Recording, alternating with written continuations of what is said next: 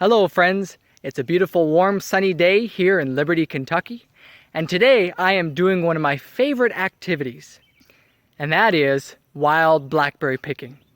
Of course, there's a lot of wonderful things that you can grow in the garden that you have to cultivate and work for, but this is one of those extra treats that God has provided for us out in nature, that the only work we have to do to have it is just to go and merely pick it off of the branch. Now this is a wild blackberry bush. You can see here that it's quite prolific. It goes for several feet, and these things have a tendency to spread quite a bit. Of course, there's some other wild plants mixed in there. I believe that's pokeweed right there. And that can be poisonous, but it can also have some medicinal uses as well. But the wild blackberries is what we're after. And as you can see, there's a lot of red ones in there, so at first glance someone might think that those are raspberries, but those are unripe blackberries, and as you can see there are a few ones that are ripening up. So when they turn that dark color like that, then you know that they're ready to pluck. And the ones that aren't ready yet, you want to just leave those on the branch and come back a day or two later and they might be ready to eat as well.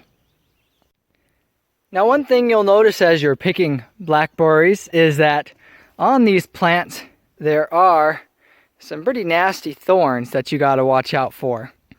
And so you want to wear durable clothes, otherwise you might end up with some ripped clothes as you pick away.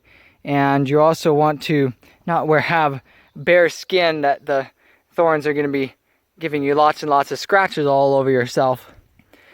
Now, one lesson that I learned from this picking, as you can see I've already picked a few here, is that as you go through your picking, you'll notice that if you're very, very thorough, it pays off quite a bit.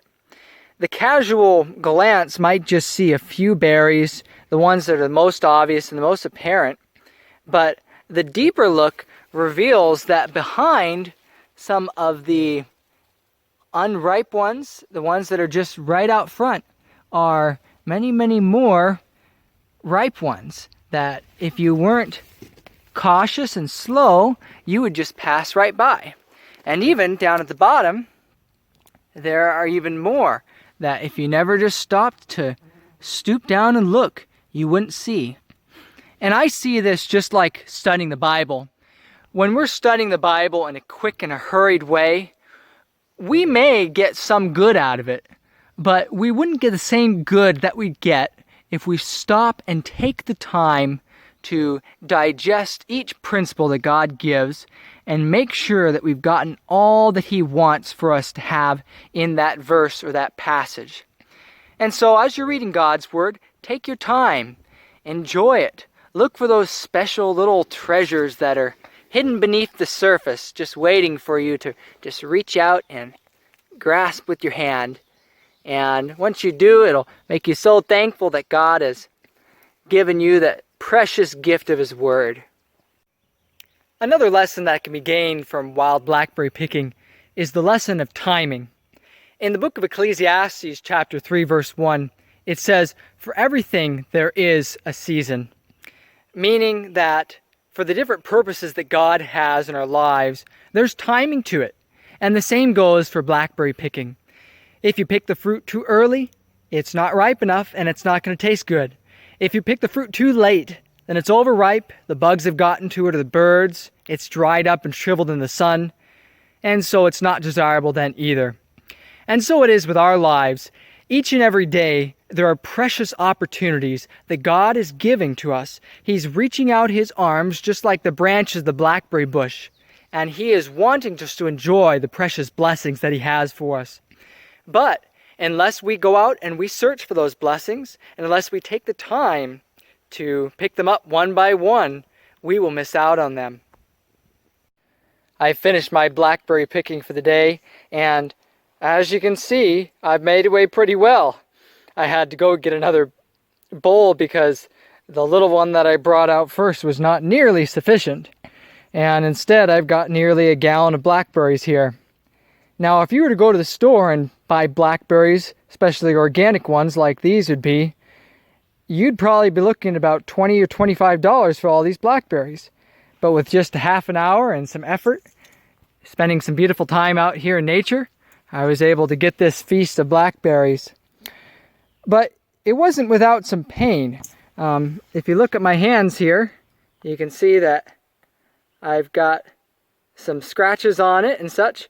That's not blood there, that's blackberry juice, but those are scratches there from the thorns of the blackberries.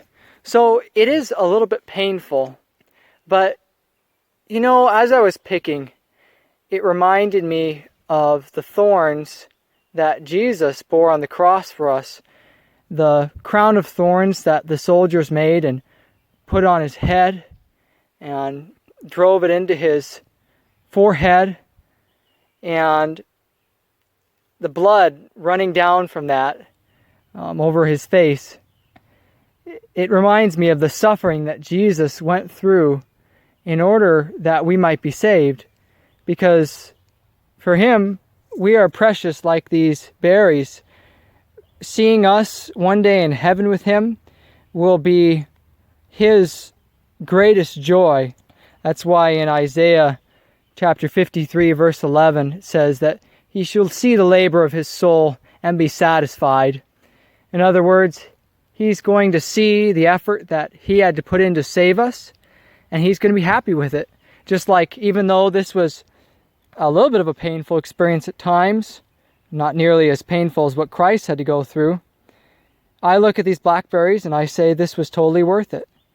And so God sees you as worth it, and that's why he's stretching out his hand each and every day so that you can have salvation, and so that one day he'll be able to see you in heaven and be satisfied because of the sacrifice that he went through to redeem you. So may the Lord bless you and keep you and make his face to shine upon you.